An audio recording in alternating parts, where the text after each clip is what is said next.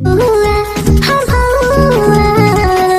ना पेन्हा झलक हुआ जवानी लेके उड़ जाई। आप सभी का स्वागत है अपना भोजपुरी समाचार यूट्यूब चैनल पर। तो दोस्तों, आज के इस वीडियो में हम बात करने वाले खुशबू गाजीपुर के बारे में। तो दोस्तों, आज आप शुभम जयकर के जानते हैं होंगे, तो खुशबू गाजीपुर को आप ज़रूर जानते होंगे।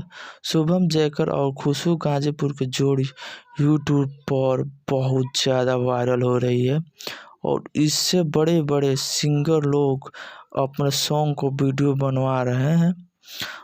दोस्तों, समर सिंह का एक गाना आया था, ककरी भइलबा कमरिया लपक के। तो समर सिंह का उस गाने पर वीडियो बनवाए थे शुभम जयकर और खुशबू गाजीपुर से। तो उस वीडियो पर 30 मिलियन तक व्यूज आ गया है। तो दोस्तों, दिन प्रतिदिन उस वीडियो पर व्यूज बढ़ता ही जा रहा है और दोस्तों, उसी वीडियो शुभम जयकर और खुशबू गाजीपुरी का बहुत ही ज़्यादा पहचान भी बना गया है।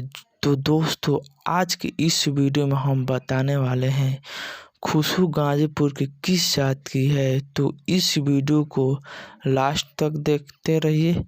तो ये बताऊंगा खुशबू गाजीपुर की किस जाति की है।